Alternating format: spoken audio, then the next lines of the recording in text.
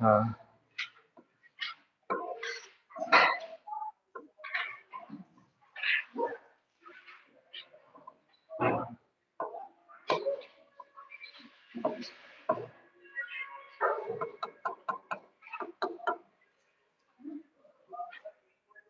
देखिए इसका cross section कुछ ऐसे ही आएगा।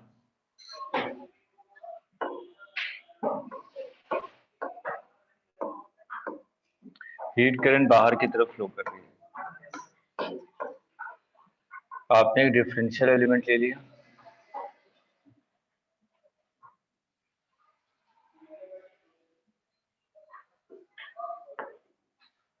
ये x डिस्टेंस, इसकी थिकनेस dx।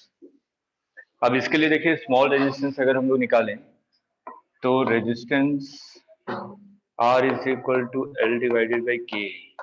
तो स्मॉल रेजिस्टेंस निकालना है तो R कितना हो जाएगा dx। ये करंट ऐसे फ्लो करिए ना तो कितनी लेंथ को क्रॉस कर रहा है, divided by K into A. K ए इसका एरिया कितना होगा?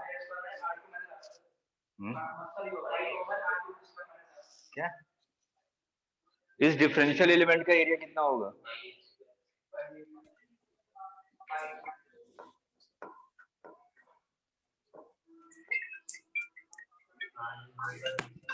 ये सिलेंडर है ना, ये तो क्रॉस सेक्शन नजर आ रहा है आपको, तो ये R 2 पाई R इंटू लेंथ, ये तो होगा कर्व सरफेस एरिया। कितनी है, नेग्लिजिबल है ना। ठीक है, अब जितने भी रेजिस्टेंस है, जितने भी स्मॉल डिफरेंशियल एलिमेंट होंगे सभी क्या होंगे आपके सीरीज में कनेक्टेड। तो हम लोग यहाँ पे क्या करेंगे, इंटीग्रेट कर देंगे तो आपको R टोटल मिल जाएगा। ये कितना आ रहा है, x कहाँ से कहाँ तक, R1 टू R2 कीजिए।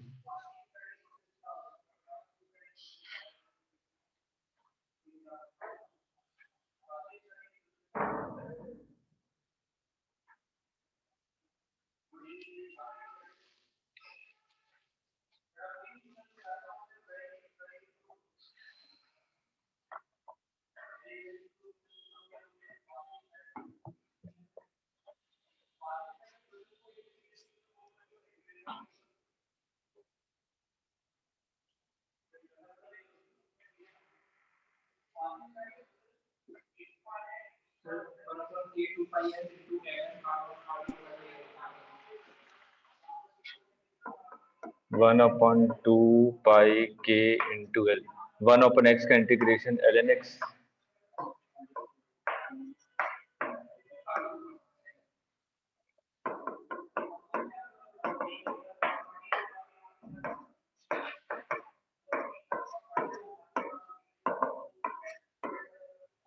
ये आएगा।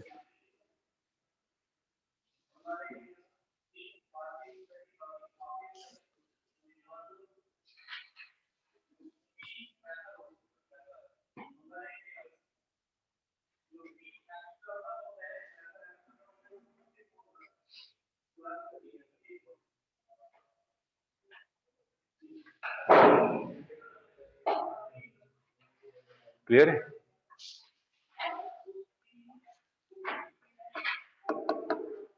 एक स्फीयर है, अंदर कैविटी है, ये मटेरियल है।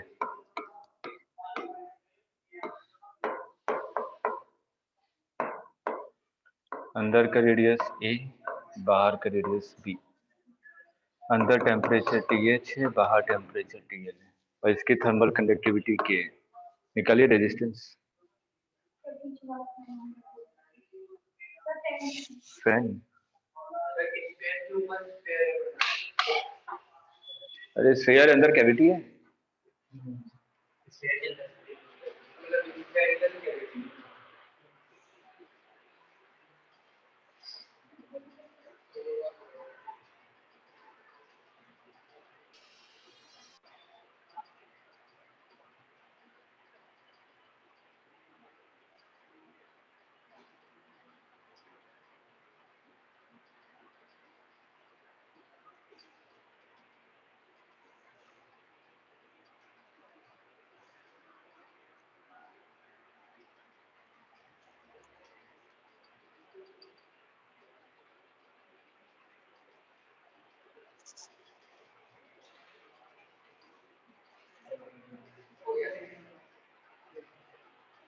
सेम तरीका है।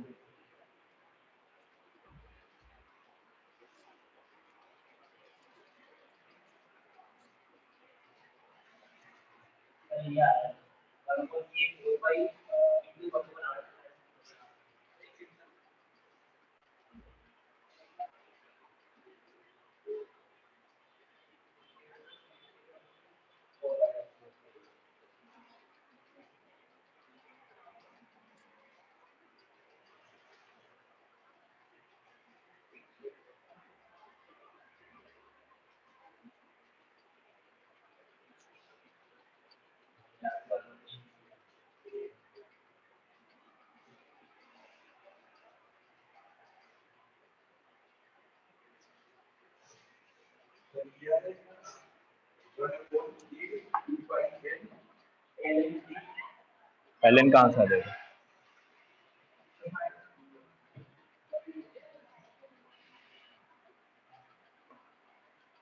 ये x मान लीजिए इसकी थिकनेस कितनी है dx।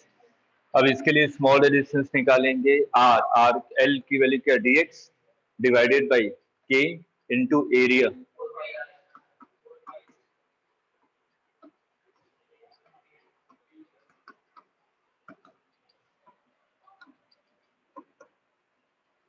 ये हो जाएगा 1/,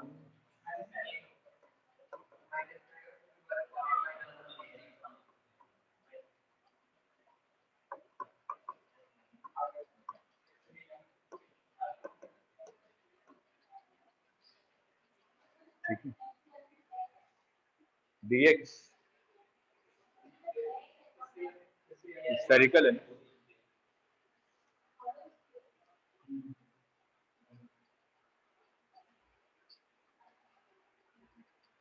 वो कली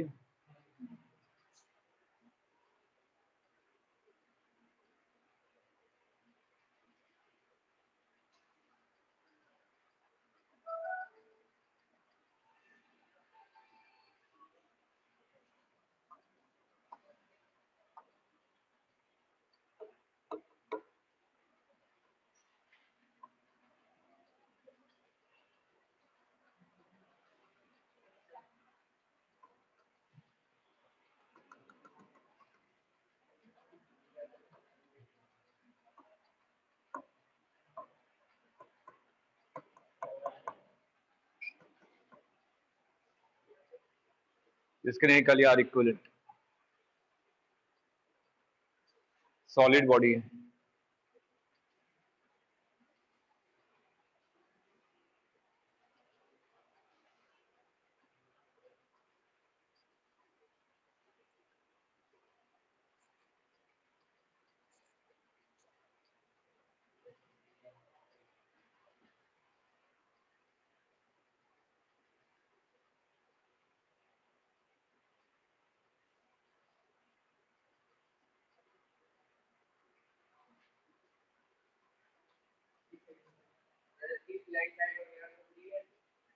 टोटल लेंथ एल है।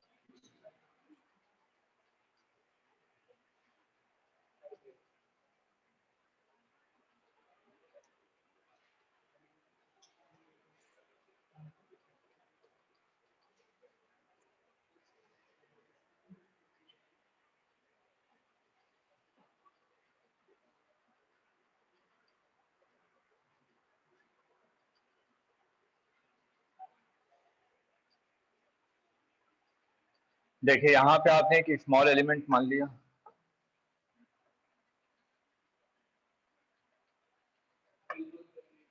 तो यहाँ पे इसकी थिकनेस आपने मान ली dx,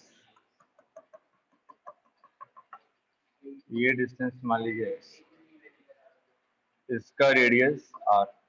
ये जो डिफरेंशियल एलिमेंट है ये कैसा नजर आएगा आपको? डिस्क, सॉलिड है ना। अगर सामने से इसको देखेंगे तो आपको ये ऐसा नजर आएगा, ठीक है। तो ये आपका क्या है? डिस्क है। अब इसके लिए अगर मैं स्मॉल रेजिस्टेंस निकालूं तो small resistance is equal to L. L कितना है? dx divided by k into area. क्या? ठीक है, डिस्क का एरिया पाई आर स्क्वायर। ठीक। अब यहाँ पे देखिए अगर मैं डिफरेंशियल एलिमेंट चेंज करूंगा, मैंने मान लिया यहाँ पे डिफरेंशियल एलिमेंट लिया, एक्स चेंज हो जाएगा, आर भी चेंज हो जाएगा, ठीक है। इसका मतलब यहाँ पे दो दो वेरिएबल है, एक वेरिएबल में कन्वर्ट करना पड़ेगा तभी इंटीग्रेशन कर सकते हैं। सोचिए कैसे करें।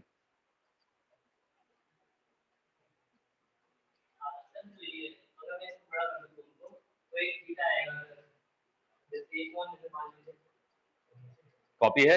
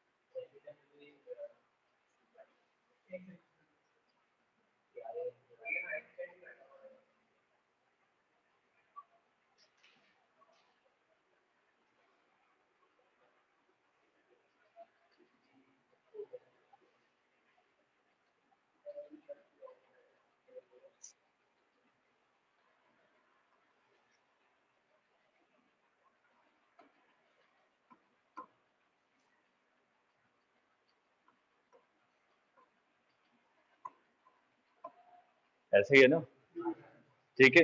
आपने आर और एक्स के बीच में ग्राफ बनाया है। जब आर मतलब कि एक्स की वैल्यू जब जीरो है तो रेडियस कितना है? एक इक्वल। और जब इसकी वैल्यू एल है तो रेडियस कितना है? बी के इक्वल, ठीक है। मतलब कि इसी को मैंने किया है, ठीक है, ये लाइन है।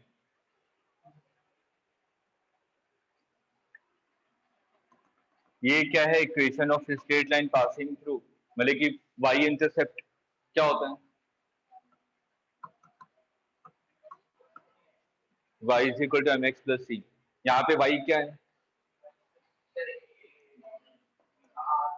m slope tan theta perpendicular divided by base. ये परपेंडिकुलर कितना होगा?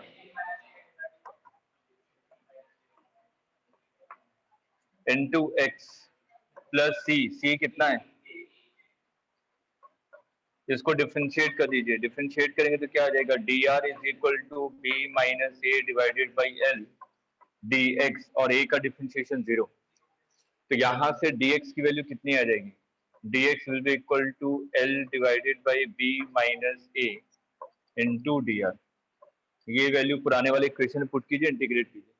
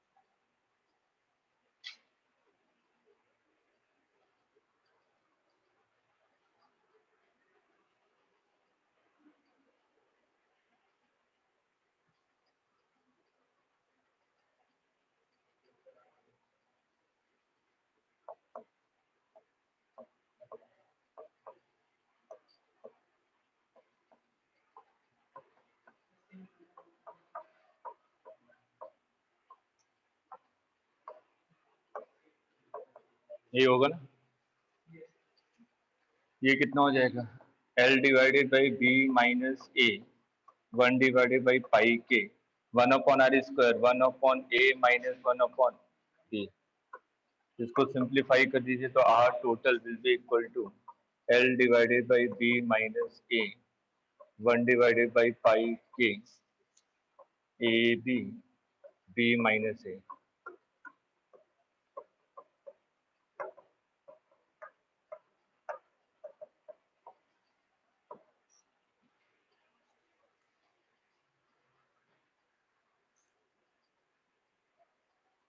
इंटीग्रेशन आता है ना 1 upon x square d x की पावर -2।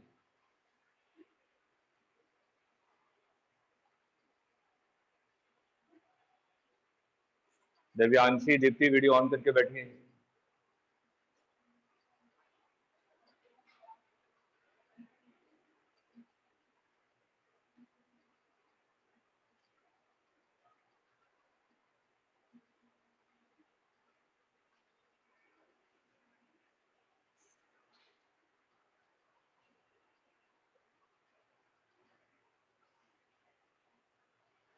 नोट कर लिया?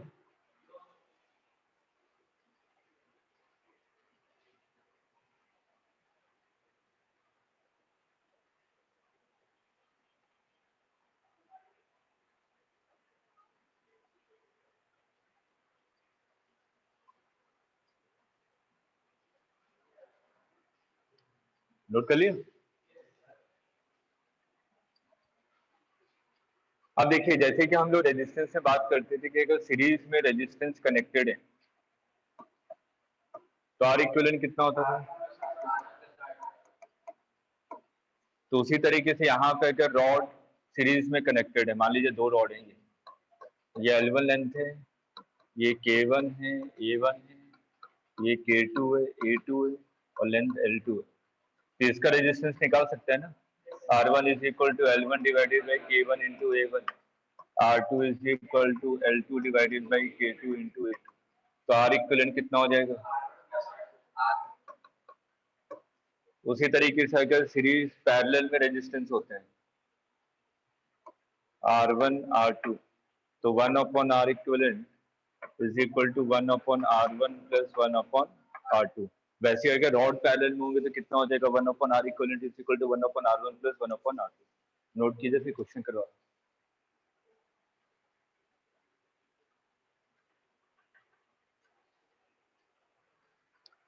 कैसा हुआ टेस्ट आप लोगों का कल का नीट वाले।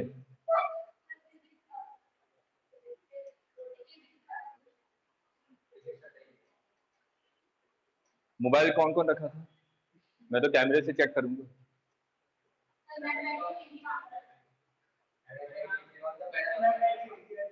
और उससे कुछ हुई ना कोई मतलब, कोई भी बैठा, ईमानदारी होगी तो कोई बैठा हो या ना बैठा हो तभी ऑनेस्टी से करेंगे।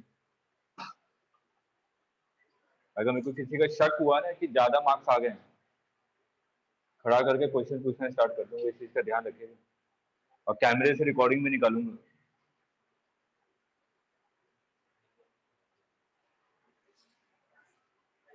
और आप लोगों का आईटी वालों का ठीक था, पेपर अच्छा था ना।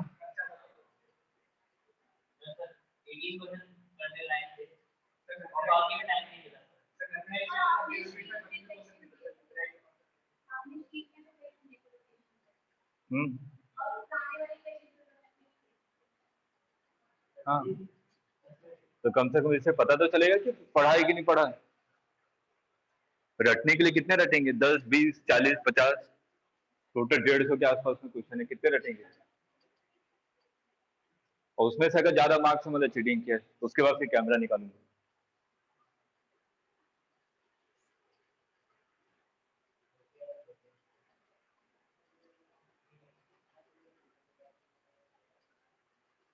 फेमस हो जाए, अगली बार भी ऐसे दे दूंगा शीट से उठा के, हर बार चेंज करता रहूंगा। चलिए,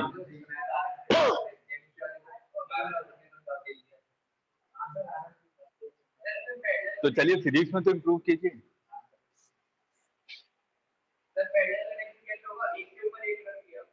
अरे रॉड है यहाँ पे हायर पोटेंशियल, एक रॉड ये रही, एक रॉड ये रही, ऐसे करके लोअर पोटेंशियल है, ऐसे, ठीक है।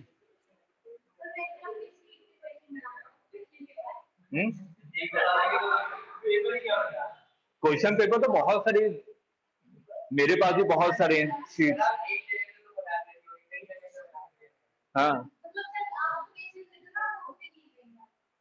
हाँ, तो वही तो बोल रहे हैं, एक जगह से नहीं ढूंढता ना।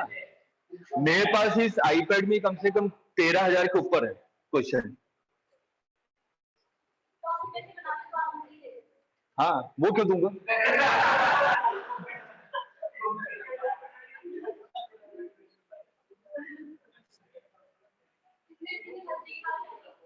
चलिए चलिए चलिए चलिए चलिए, अब आइए नेक्स्ट क्वेश्चन पे। अब देखिए यहाँ पे हम लोग जो भी क्वेश्चन करेंगे वो हम लोग केवीएल और केसीएल के कॉन्सेप्ट से करेंगे, ठीक है। जैसे कि मान लीजिए, ध्यान से समझिएगा, करंट इलेक्ट्रिसिटी पढ़ी नहीं है।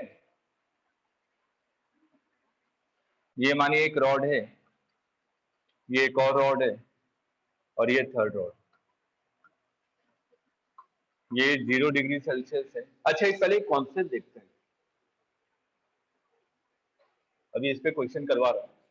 एक कॉन्सेप्ट है थ्योरी के लिए। जैसे कि हम लोगों ने कहा कि मान लीजिए ये 100 डिग्री सेल्सियस पे है और ये आपका 0 डिग्री सेल्सियस पे है। मतलब कि यहाँ पे जो हम लोग लोअर टेम्परेचर और हायर टेम्परेचर लेते हैं वो क्या होते हैं, फिक्स्ड होते हैं, वेरिएबल नहीं है। अभी करवाऊंगा वेरिएबल पे भी क्वेश्चन। ये आपके फिक्स्ड है टेम्परेचर।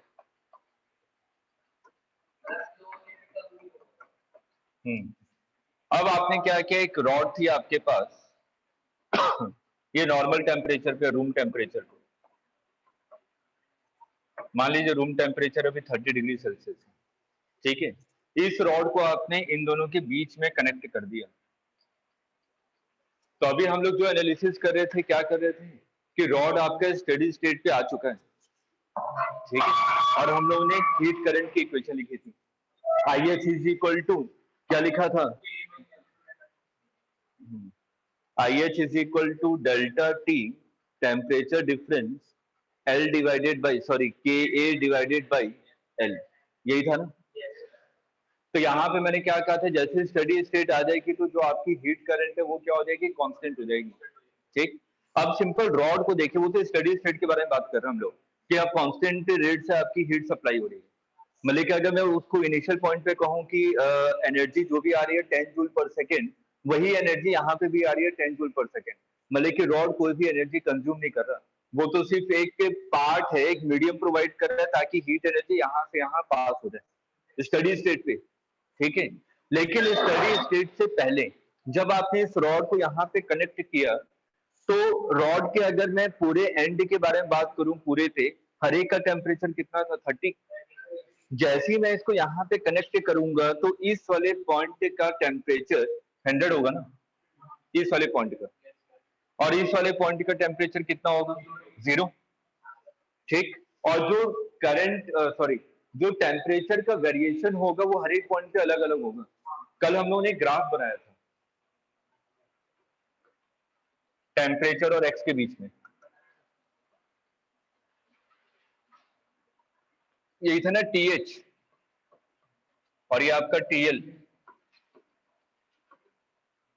और ये लेंथ है, ठीक। अब मेरा क्वेश्चन ये है, ये तो स्टडी स्टेट पे था ग्राफ,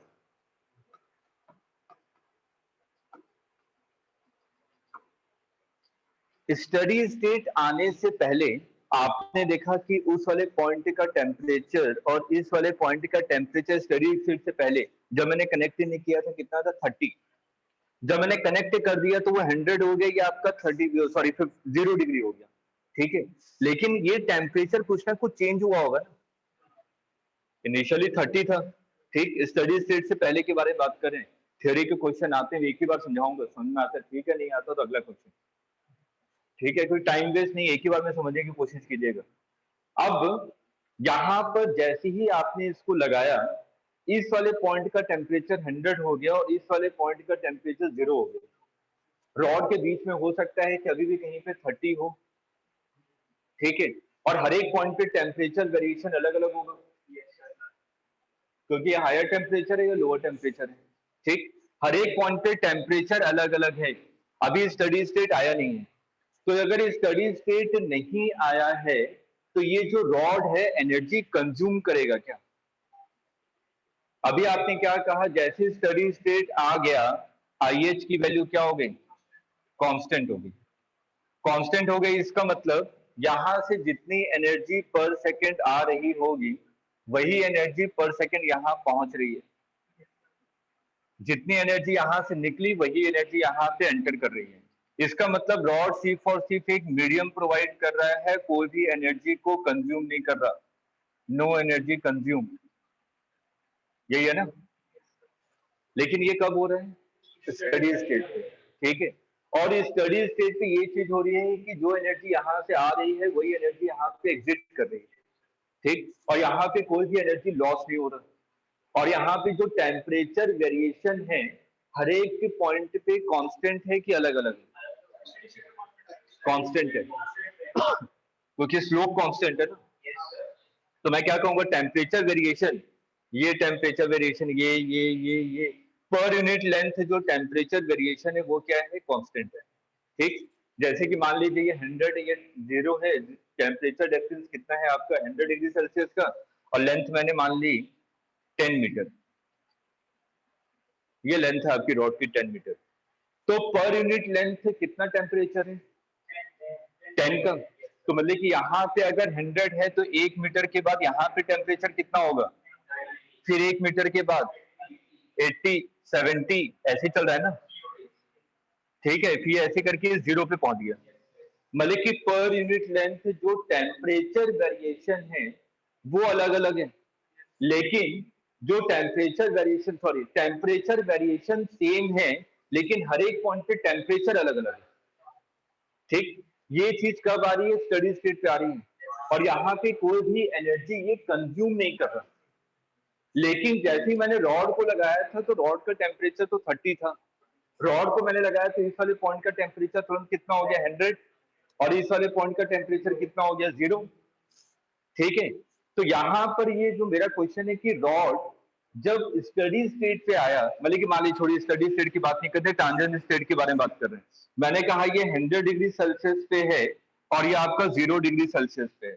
हो सकता है कि यहाँ पे आपका टेम्परेचर किसी एक्स पोजीशन पे और यहाँ पे 1 मीटर पे कितना है,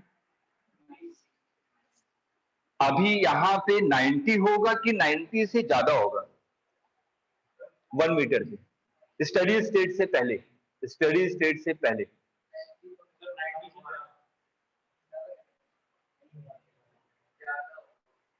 क्यों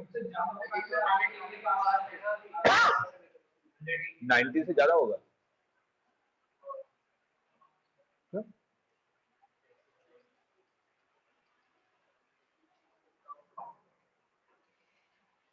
स्टडी स्टेट आने से पहले 30 डिग्री पे था, और हर एक पॉइंट पे टेम्परेचर अलग अलग होगा क्योंकि वो हायर टेम्परेचर पे, ये लोअर टेम्परेचर पे। अब मेरे को क्या करना है, स्टडी स्टेट टेम्परेचर मान लीजिए कि 1 मीटर लेंथ के बाद मेरा टेम्परेचर कितना होना चाहिए, 90 स्टडी स्टेट पे। मतलब कि उससे पहले इस वाले पॉइंट का टेम्परेचर मैंने मान लिया कि कुछ तो होगा 90 के आसपास, कुछ भी हो, भले 1 मिनट के, अभी आंसर दे नहीं सकते। अभी मैंने क्या कहा, 90 के पास होगा, वो भले 1 डिग्री ज्यादा हो कम हो मेरे को नहीं पता, उसके बारे में हम लोग डिस्कशन नहीं कर रहे हैं। मैंने कहा लेकिन वो 90 के आसपास होना चाहिए और वेरिएशन होना चाहिए यहाँ से यहाँ तक। ठीक है, क्योंकि अगर मैं जैसे कि एक रॉड है, रॉड को अगर मैं फ्लेम के ऊपर रख दूं तो इस वाले एंड पे पकड़ूंगा तो थोड़ा गर्म कम रहता है, अगर इसी पॉइंट पे पकड़ूं तो ज्यादा गर्म रहता है। ठीक है, तो टेम्परेचर वेरिएशन तो करेगा यहाँ से यहाँ तक।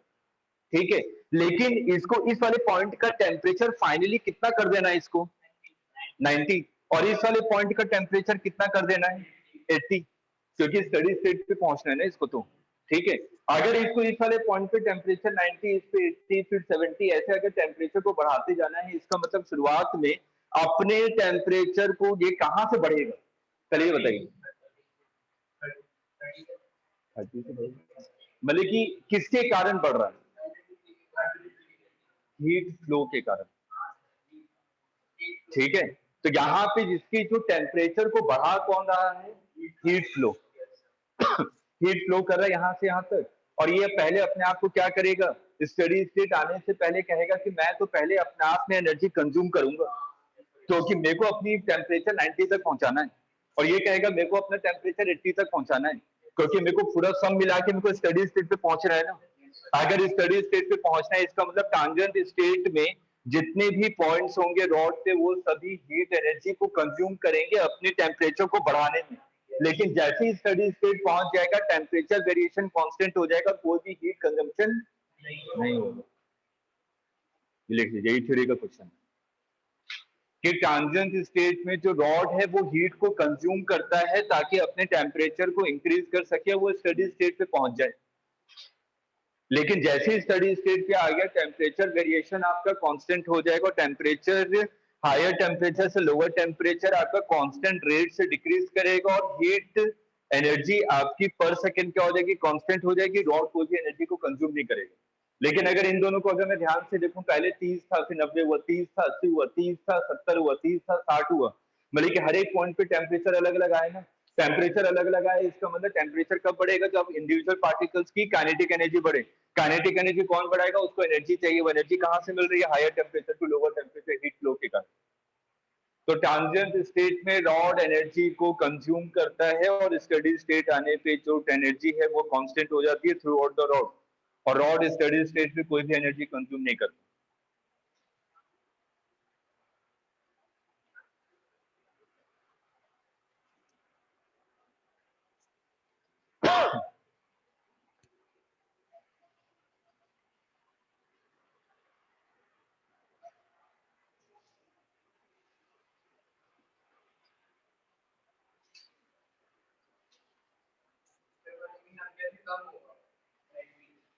वो हम लोग प्रिडिक्ट नहीं कर सकते, एग्जैक्ट नहीं बता सकते हैं कि कितना होने वाला है।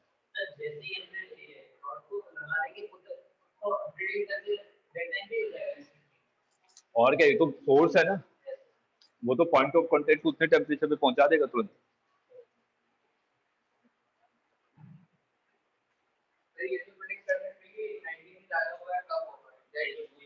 एग्जैक्ट नहीं बता सकते, वो मटेरियल इन सब पे भी डिपेंड करने लगेगा।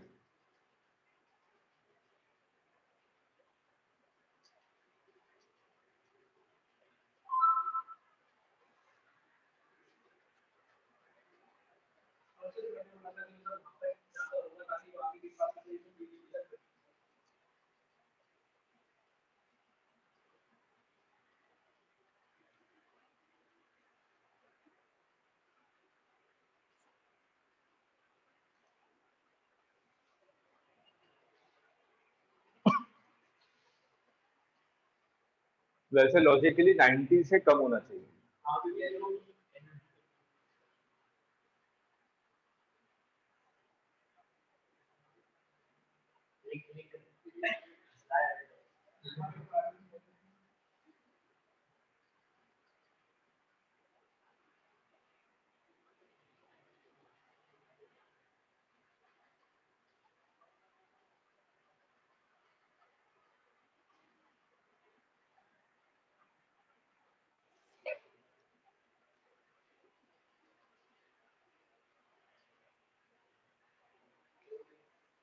ये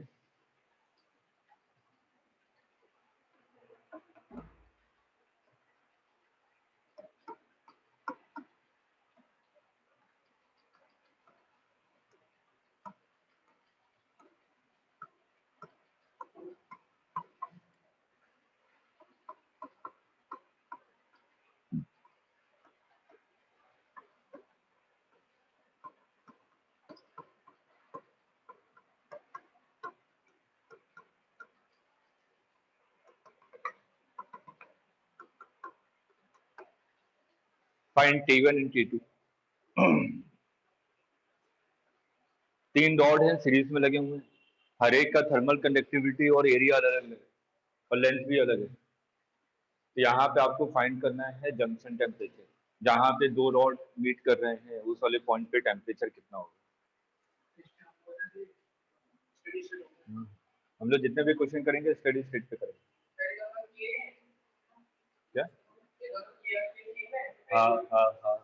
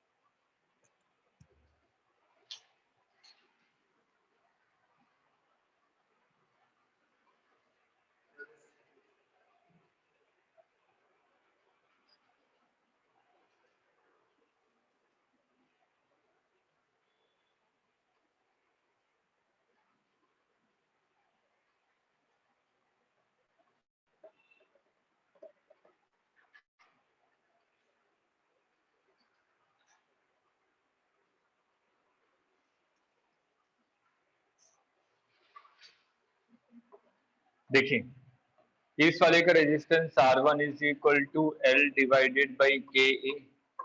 इस वाले का resistance R2 is equal to L divided by K ए।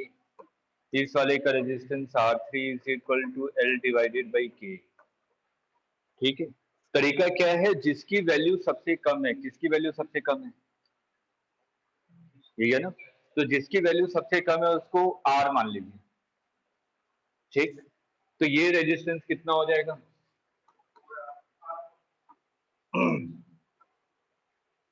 और ये रेजिस्टेंस कितना हो जाएगा?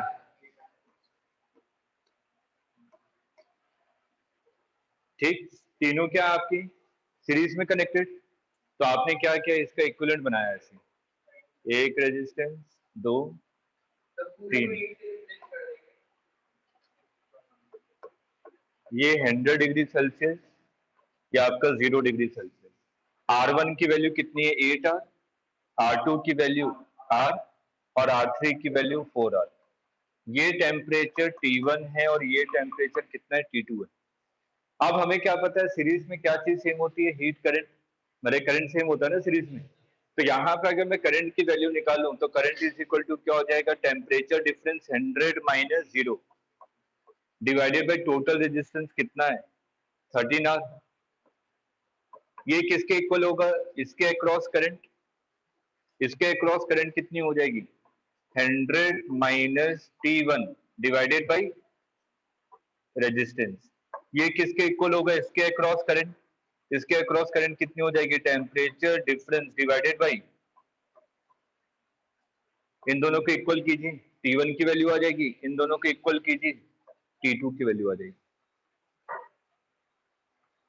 सिंपल।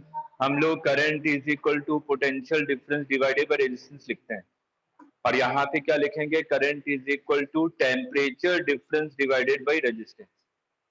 और सीरीज में करंट क्या होती है? सेम होती है। तो आपने सबसे पहले आर इक्वल निकाला, तीनों रेजिस्टेंस को ऐड करेंगे तो कितना आ जाएगा? 13R। और टोटल पोटेंशियल डिफरेंस कितना है इसके across? 100 minus 0 delta T divided by total resistance 13R।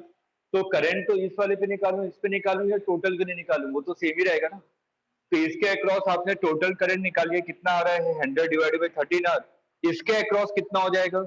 इसके across temperature difference 100 minus T1 divided by, इसके across temperature difference T2 minus 0 divided by resistance. आगे समझे? हाँ।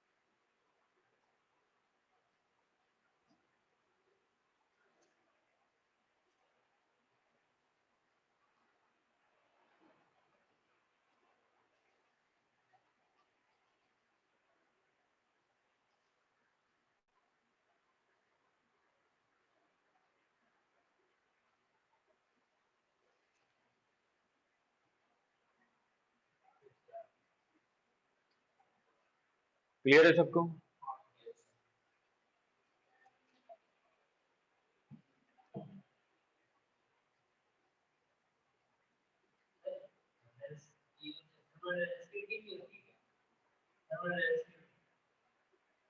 वन अपॉन के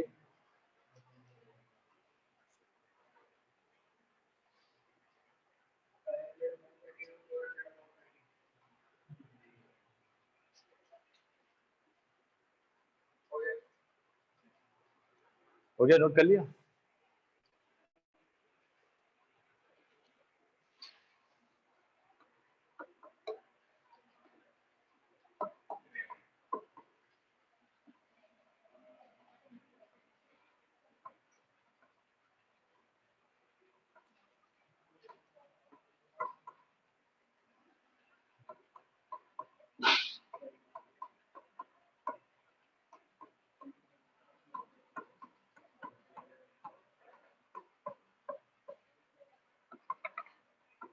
फाइंड टी।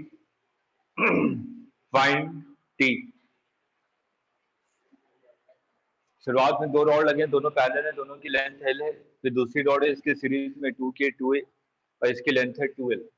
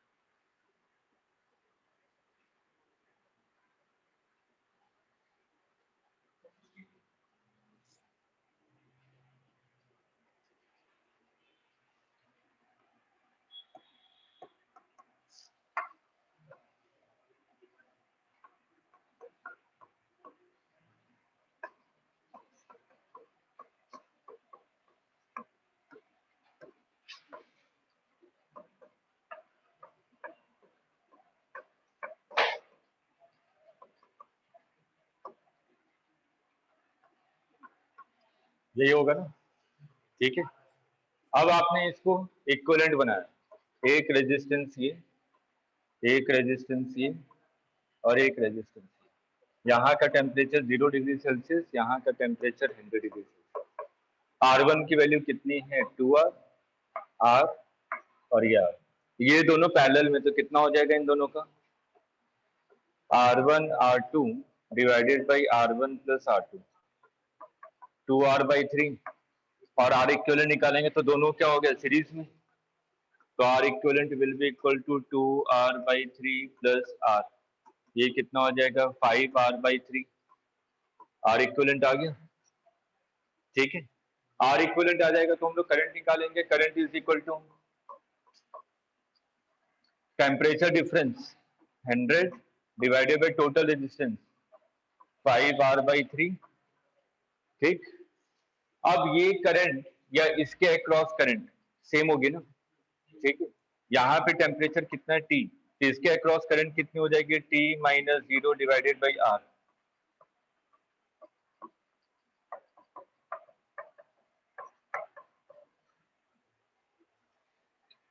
देखिए ध्यान से देखिए, सिंपल सा है, 2 मिनट का टाइम दीजिए, कहीं पे कंफ्यूजन है पूछिए,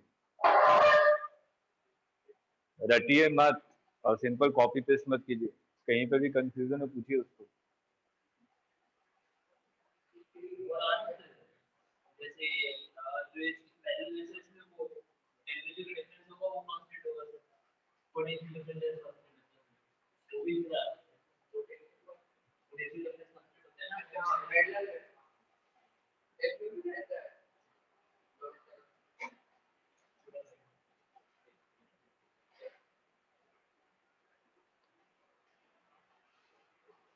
देखिए कहीं पे भी डाउट है पूछ लीजिए।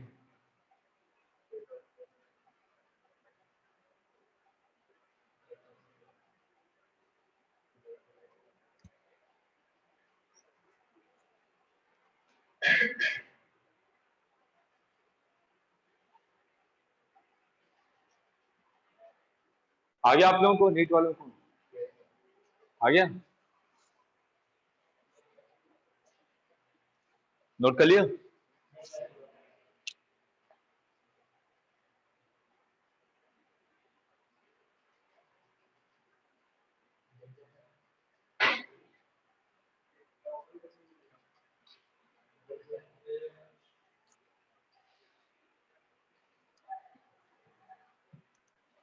देखिए हम लोग करंट में पढ़ते हैं जंक्शन लॉ, 1.5 महीने के बाद 12th स्टार्ट हो जाएगी, 12th का बेस स्टार्ट हो गया यहाँ से, ठीक है। अब देखिए जंक्शन लॉ क्या कहता है, algebraic summation of current eight A junction is 0। लिखिए, अलजेब्रिक समेशन ऑफ करंट, सुनाई नहीं दे रहा? मैं तो पहली बार देख रहा हूँ कि मुझे फैन ऑफ करके गर्मी मरेंगे हैं? स्वेटर कहाँ है?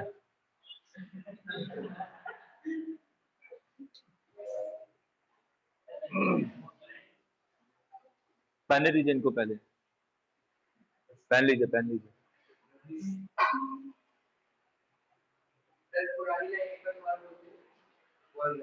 रुक जाइए, रुक जाइए। The algebraic summation of the algebraic summation of current at a junction is zero, is zero। Algebraic summation का मतलब क्या हुआ कि अगर मैं इनकमिंग को प्लस मान रहा हूं तो आउटगोइंग को क्या मानूंगा, माइनस। तो हर एक का समेशन एट अ पॉइंट कितना होना चाहिए, 0। आप लोग इसको दूसरे तरीके से पढ़ते हैं, incoming current is equal to outgoing current, यही ना? तो वही मैंने क्या कहा कि हर एक का समेशन एक पॉइंट पे कितना होना चाहिए, 0 होना चाहिए। मान लीजिए एक रेजिस्टेंस ये है, ये ऐसा है, यहाँ पे पोटेंशियल V1 है, इस वाले पॉइंट का पोटेंशियल V2 है, इस वाले पॉइंट का पोटेंशियल V3 है, रेजिस्टेंस R1, R2, R3। मेरे से बोला ये जो कॉमन पॉइंट है, इस पॉइंट का पोटेंशियल क्या होगा, ये हमें निकालना है, ठीक। तो हमें पता है कि ये जो पॉइंट है ये क्या है, जंक्शन, ठीक है। यहाँ पे 3 ब्रांच मीट कर रहे हैं, तो ये क्या है, आपका जंक्शन है।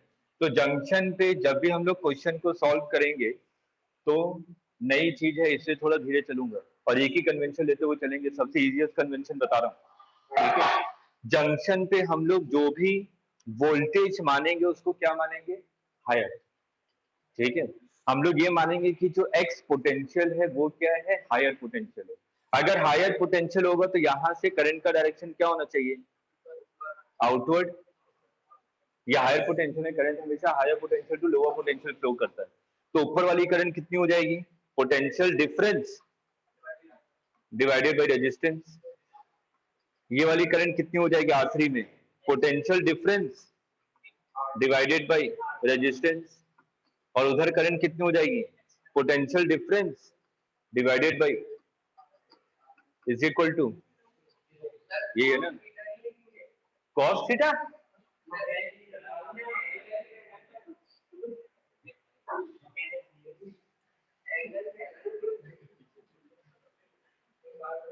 ये वेक्टर है, करंट वेक्टर होता है।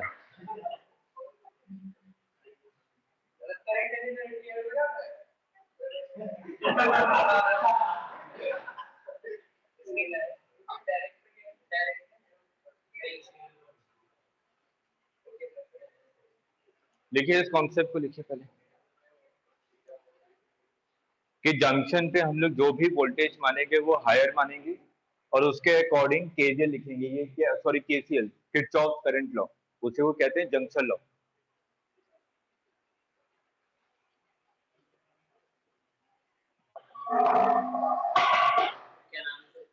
किरचॉफ करंट लॉ या जंक्शन लॉ।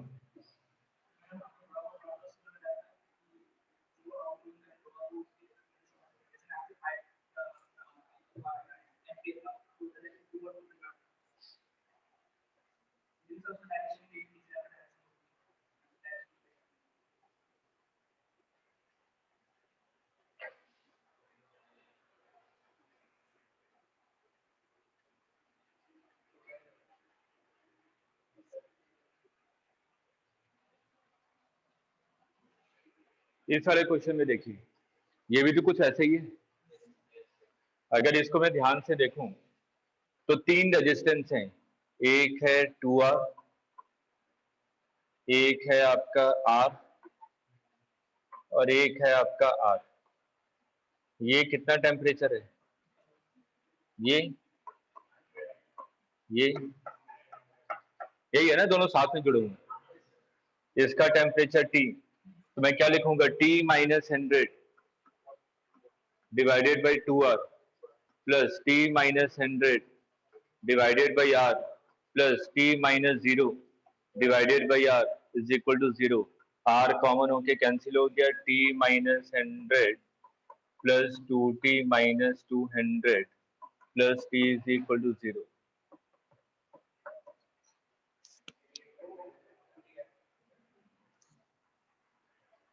आ गया समझ में?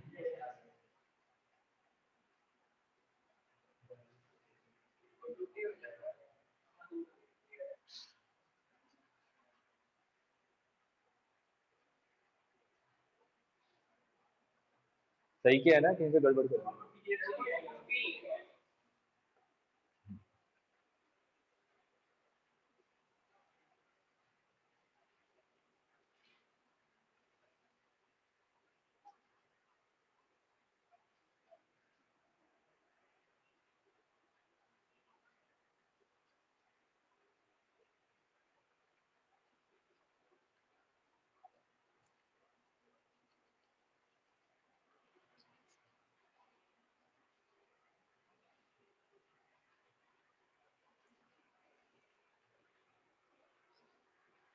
आईटी वाले सबसे पहले जो नीट वालों को पेपर दिया हुआ है हीट का, उसको सॉल्व करेंगे, उसके बाद जो मैंने शीट दी उसको अलग से सॉल्व करेंगे। हैं? कैसे नहीं दिए? मैंने डायग्राम पे सेंड किया। अच्छा ठीक है, उसी को सॉल्व कीजिए। अकेले आ जाए तो उससे बोलती हूँ वो भी डलवा दे।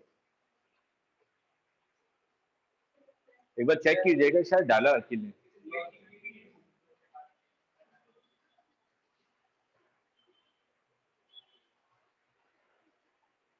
तो नेक्स्ट मंडे को हम लोग डिस्कस करेंगे फ्लूइड शीट के, नीट वाली शीट पूरा सॉल्व कर लीजिएगा मंडे।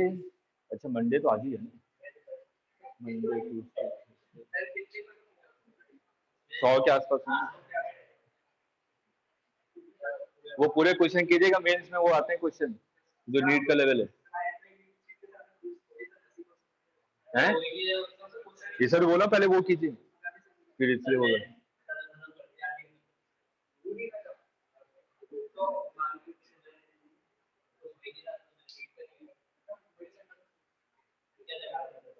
वेडनेसडे को डिस्कस करेंगे, थर्सडे को, ठीक है, कॉमन डिस्कशन फ्लूइड का, ठीक है। नीट वाला पूरा सॉल्व किया। क्यों क्यों? कारण 2-3 दिन पढ़ाई नहीं करनी है क्या? तो कीजिए। फ्राइडे को क्लास लेना चाहता हूँ, उस दिन डाउट का रखा ना, तो टाइम वेस्ट ना हो जाए। चलिए फ्राइडे को डाउट, क्या थर्सडे लें या फ्राइडे में बात करें? फ्राइडे को फ्लूइड, ठीक है, हो जाने चाहिए। उसके बाद फिर मौका नहीं दूंगा दोबारा कि नेक्स्ट वीक भी फ्लूइड लेके बैठूंगा मेरे साथ।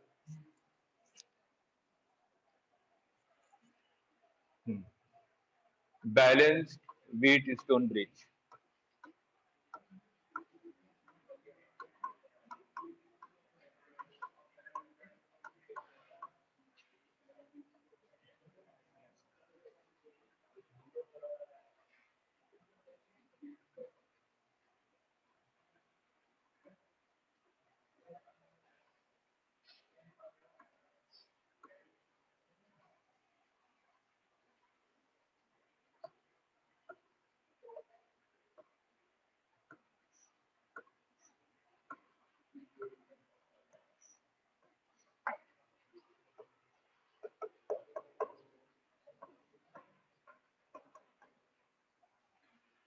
ये आपके पास रॉड, ठीक है, इसका थर्मल रेजिस्टेंस मैंने R1 माना है, R2, R3, R4 और ये R5, ठीक है।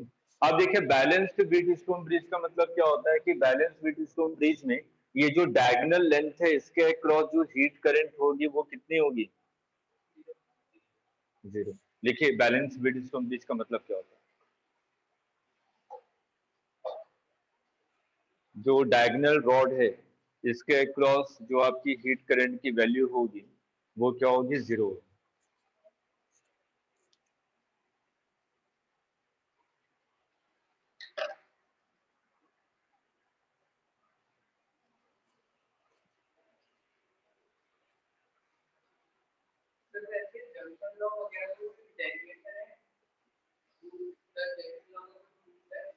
और क्या, लैब में मेरे साथ बैठिएगा, करवाऊंगा। एक्सपेरिमेंटल प्रूफ है, उससे बड़ा कोई प्रूफ होता है?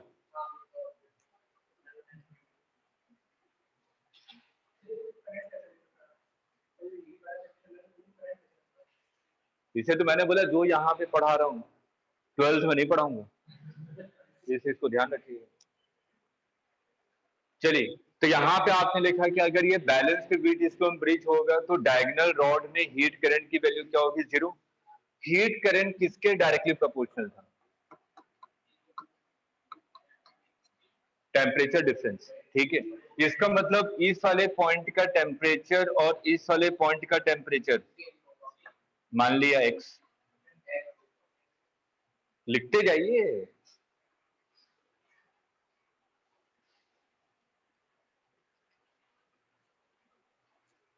तो अगर इस रॉड के अक्रॉस करंट 0, इसका मतलब दोनों एंड पे जो टेम्परेचर होगा वो सेम होगा।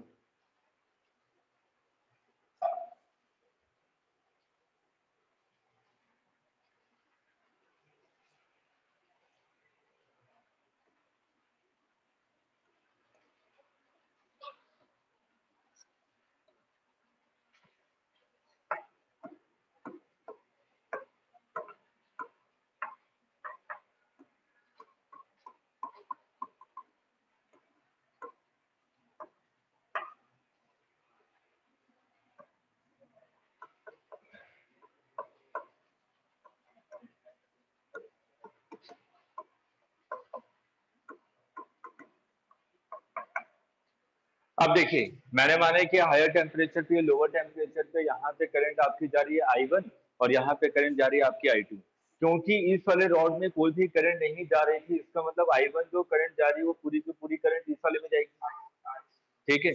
और इधर भी जो I2 करंट जा रही है पूरी की पूरी इस वाले में जाएगी, ठीक। अब यहाँ पे current, current is equal to क्या होता है? Temperature difference divided by resistance. तो यहाँ पे I1 अगर लिखूंगा तो क्या लिखूंगा? Temperature difference divided by resistance. Temperature difference divided by resistance. I2 क्या लिखूंगा? Temperature difference divided by resistance. और ये कितना हो जाएगा? Temperature difference divided by resistance. ये होगा ना। तो यहां पर ये टी एल। इस वाले पार्ट को देखिए, यहां पे अगर मैं टी एच माइनस एक्स और टी एच माइनस एक्स कहां पे लिखा है? यहाँ पे ये R3 होगा। अच्छा ठीक है,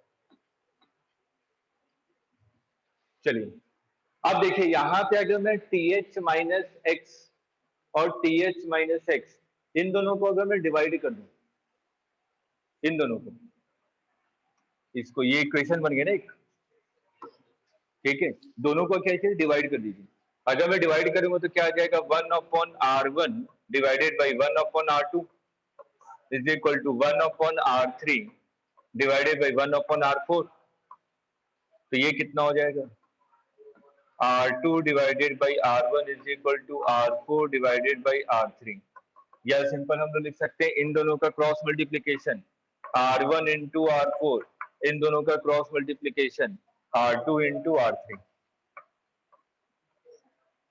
अगर ये कंडीशन सेटिस्फाई हो रही है, इसका मतलब ये बैलेंस व्हीटस्टोन ब्रिज और इसमें करंट की वैल्यू कितनी होगी, 0। देख लीजिए,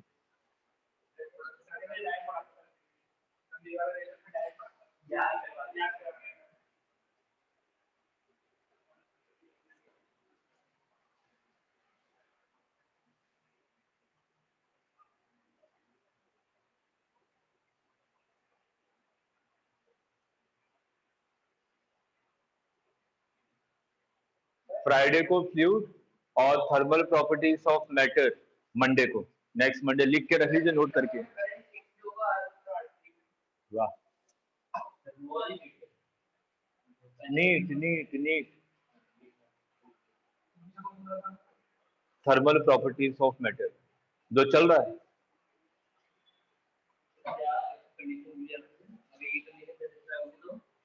तो बीच में करंट 0 होगा, इसी को कहते हैं बैलेंस्ड व्हीटस्टोन ब्रिज।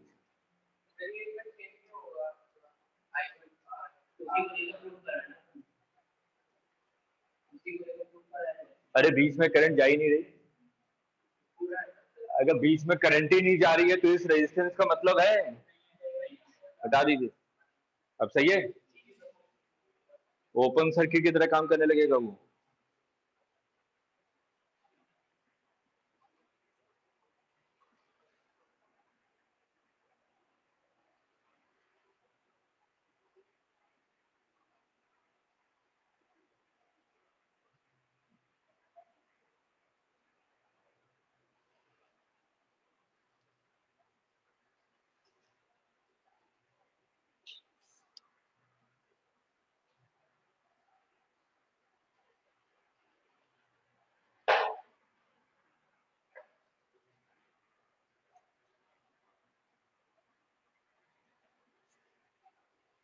नोट कर लिया।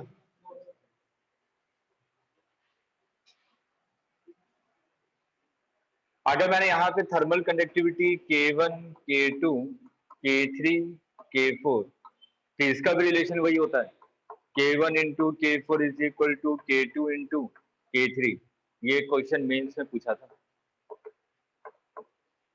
कि बैलेंस व्हीटस्टोन ब्रिज में थर्मल कंडक्टिविटी का रिलेशन, जो रेजिस्टेंस का होता है वही थर्मल कंडक्टिविटी का होता है। करके देख लीजिएगा, R is equal to L upon K होता है ना, तो जो रिलेशन आपका R का आएगा वही रिलेशन K का आएगा, क्योंकि R क्या है आपका, इनवर्सली प्रोपोर्शनल टू।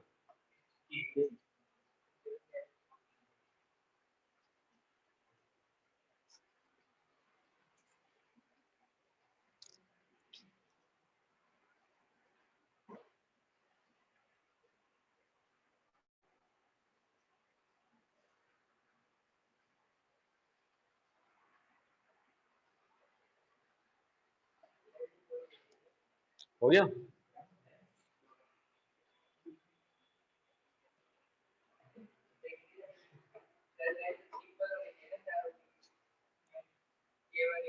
ना हो तो, वाह वाह, रेशियो एंड प्रोपोर्शन नाम की कोई चीज पढ़ी है मैथ में? बहस कीजिएगा बाद में क्लास में।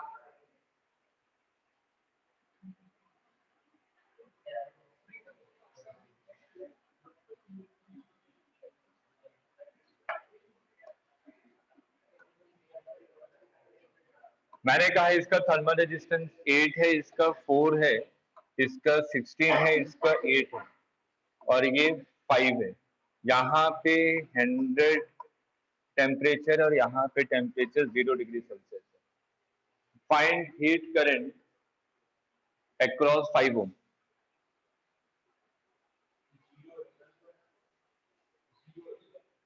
क्यों?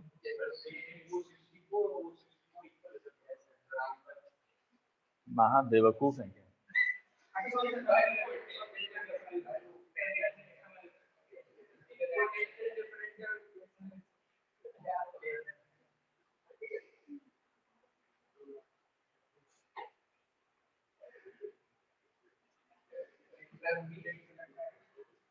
जल्दबाजी में गलती मत कीजिए, जो हमने उन्हें लिया था वो ये रेजिस्टेंस था। हमेशा ध्यान रखिएगा व्हीटस्टोन ब्रिज में कि जहां पे आप लोग टेम्परेचर प्रोवाइड कर रहे हैं उसके अपोजिट में वो होता है व्हीटस्टोन ब्रिज। ये व्हीटस्टोन ब्रिज हुई ना, यहाँ पे तो जहां पे टेम्परेचर प्रोवाइड किया वहीं पे रेजिस्टेंस लगा हुआ है। इसके अपोजिट में होता तब मैं देखता कि व्हीटस्टोन ब्रिज बन रहा है कि नहीं। अगर बन रहा हो तो 30 वाले रेजिस्टेंस को गायब कर देता। यहाँ पे तो करंट फ्लो करेगा ही, यहाँ का टेम्परेचर है 100, यहाँ का टेम्परेचर है 0, करंट तो फ्लो करेगा ही। तो कितना करंट हो जाएगा? अरे इसमें टाइम क्या देना है? Temperature difference divided by resistance. क्या टाइम दूं?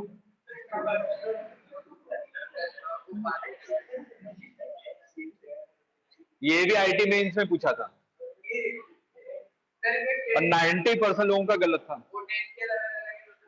ठीक है ना, क्योंकि तुरंत जो आपने दिमाग लगाया ना तुरंत कि इसे तो व्हीटस्टोन ब्रिज है, क्योंकि देख लीजिए रेशियो 2:1 2:1, तो तुरंत कहा कि इसमें करंट 0 होगा। ठीक है ना, आसान देता है पेपर, 2-4 क्वेश्चन होंगे बहुत इजी, लेकिन वो सिर्फ जल्दबाजी में गलती हो जाती है और कुछ नहीं होता।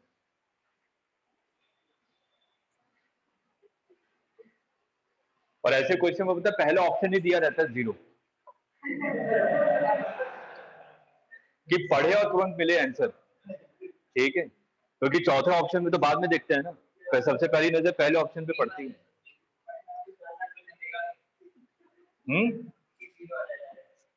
चलिए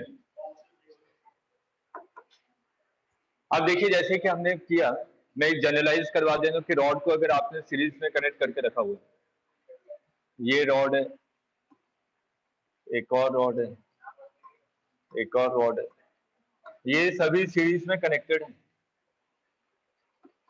K1 A1 length L1, K2 A2 length L2, K3 A3 length L3। ये हायर टेम्परेचर है, ये लोअर टेम्परेचर है। मेरे से पूछा गया find thermal equivalent, find thermal equivalent.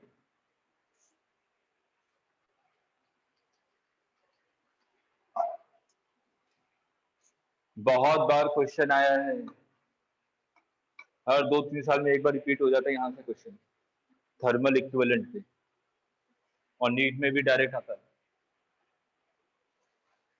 जैसे कि हम लोग रॉड के लिए, अब मेरे को पता है कि सीरीज में तो हम लोग क्या लिखते हैं, R1 plus R2 plus R3। तो आपने यहाँ पे सबसे पहले R1 कितना है, L1 divided by K1 into A1, L2 divided by K2 into A2, L3 divided by K3 into A3। इन तीनों को हटाकर मैंने एक सिंगल रॉड लगा दिया, ये क्या है ना, इन तीनों को हटाया और मैंने एक सिंगल रॉड लगा दिया, और मेरे को उसके लिए थर्मल कंडक्टिविटी पूछी जा रही है। ठीक, तो मैंने एक इसको हटाया तो L1 divided by K equivalent into A1, L2 divided by K equivalent into A2, L3 divided by K equivalent into, यहां से K इक्विवेलेंट निकल जाएगा।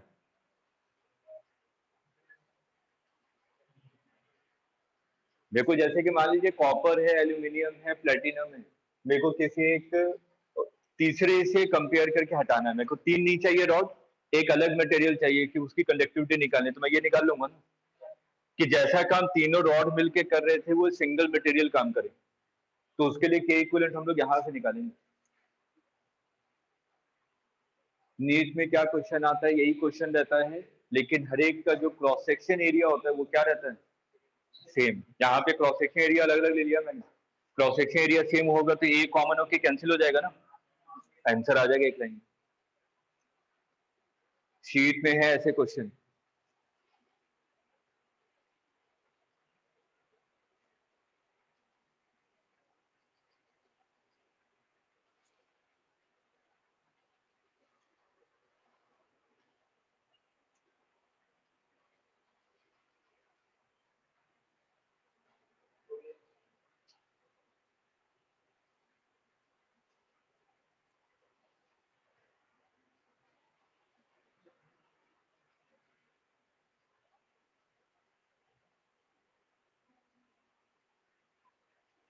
अब देखिए पैरेलल में है लगा हुआ,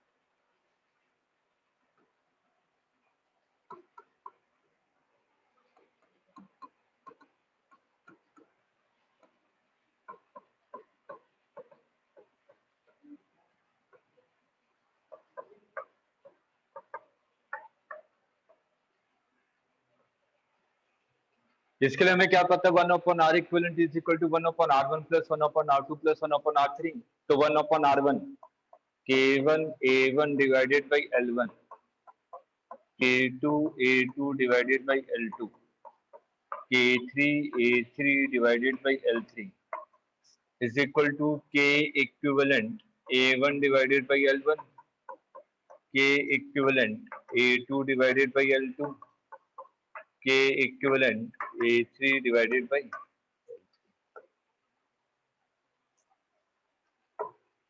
और नीट में क्वेश्चन आता है वहां पे हर एक की लेंथ क्या होती है, सेम। नोट कर लीजिए।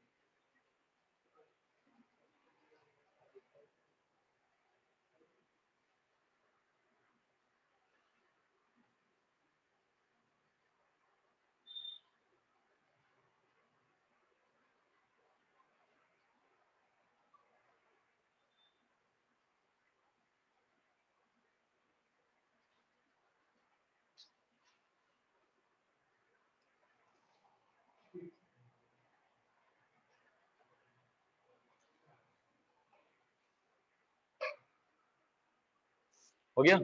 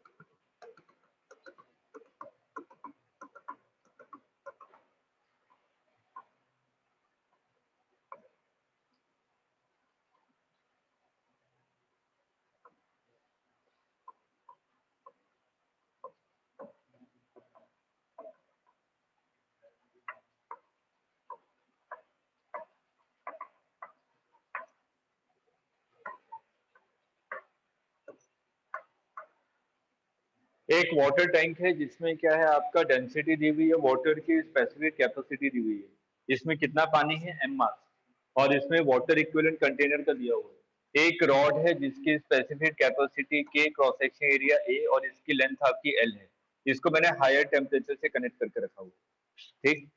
अब ये स्टार्टिंग में इसका टेम्परेचर मैंने मान लिया T0 था स्टार्टिंग में, ठीक है। अब मैंने जैसे ही इस रॉड को हायर टेम्परेचर से कनेक्ट करके रखा, ये अभी फिक्स्ड है, ठीक। तो ये क्या रॉड क्या करेगा, हीट को कंडक्ट करेगा, हीट यहाँ से यहाँ ट्रांसफर होगी, तो पानी गर्म होगा धीरे धीरे। तो आपसे यही पूछा गया, find temperature of water as a function of time. Find temperature of water as a function of time.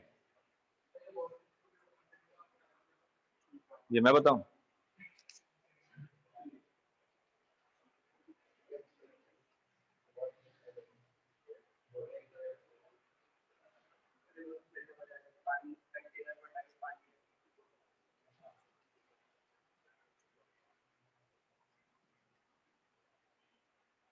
चलिए कीजिए, स्टेप बाय सोचिए, आ जाएगा, आसान क्वेश्चन।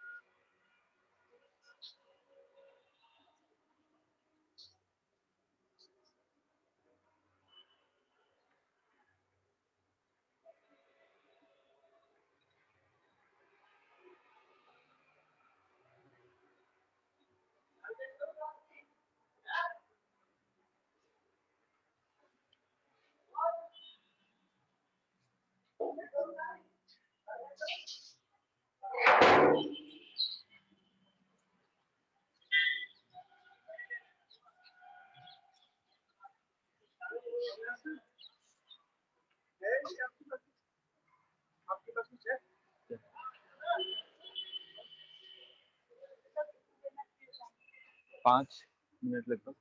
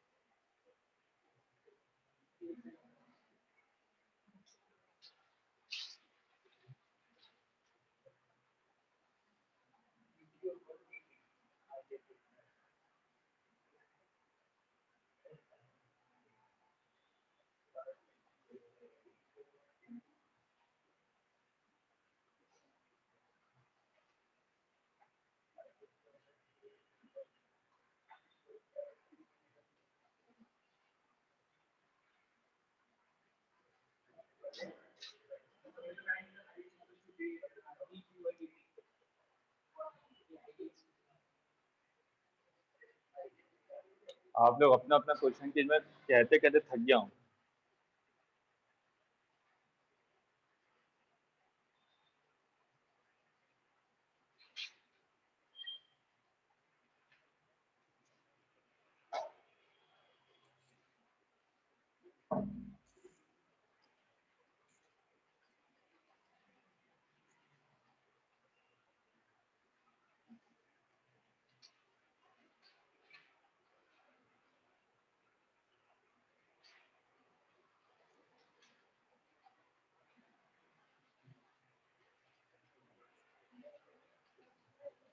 देखिए, heat current d q over d t is equal to k A divided by l into delta t. किसी भी time T पे आपने टेम्परेचर मान लिया टी डिग्री सेल्सियस से पहुंच चुका है, ठीक है, किसी भी टाइम टी पे, at time t temperature is t degree Celsius, और t plus d t time में टेम्परेचर कितना हो गया, t plus small d T.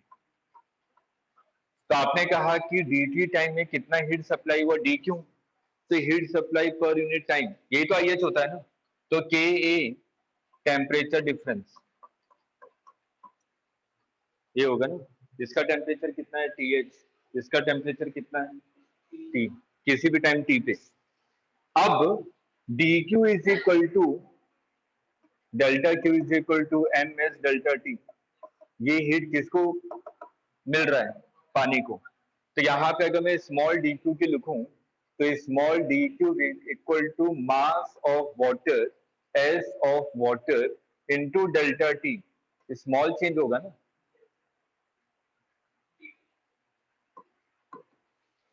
Small heat दूंगा तो स्मॉल टेम्परेचर वेरिएशन आएगा dt का, ठीक है। तो आपने dq की जगह क्या लिखा, mass of water s of water dt divided by dt is equal to ka by l th minus t। अब इसको सॉल्व नहीं कर सकते हैं, ये टेम्परेचर इधर ले आइए, dt को इधर ले जाइए, इंटीग्रेट कर दीजिए। t कहां से कहां तक वेरी कर रहा है, T0 से किसी टाइम t तक, मतलब t डिग्री सेल्सियस तक।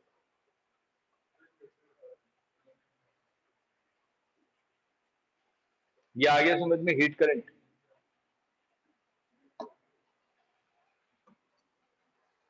Small dq will be equal to mass of water s of water temperature variation कितना है स्मॉल dt, यही तो लिखा है,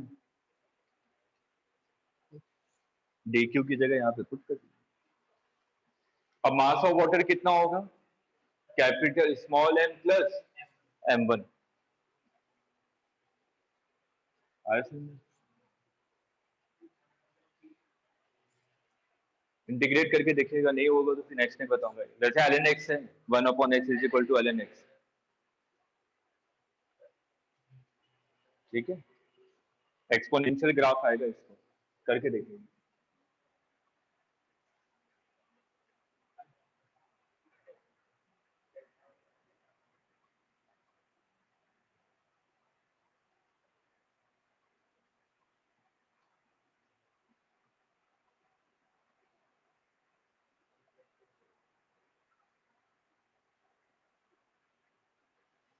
इसको सॉल्व कीजिएगा पूरा,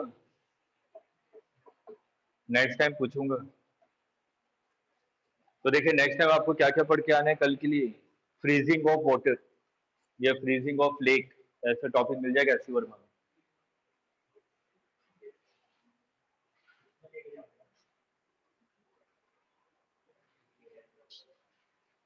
पढ़ के आइएगा, freezing of pond, freezing of lake, कुछ किसी भी नाम से मिल जाए आपको, ठीक है।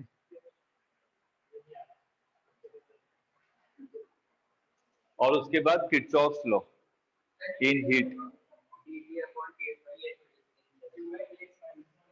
तो ये क्या होगा, -1 ln x, तो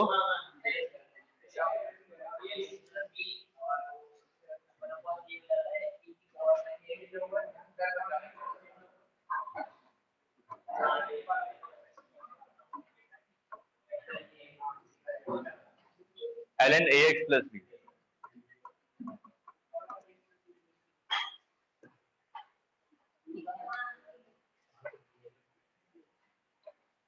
ठीक है। तो फ्रीजिंग ऑफ पॉन्ड और किर्चॉफ लॉ इन हीट, दो चीजें पढ़ के आनी।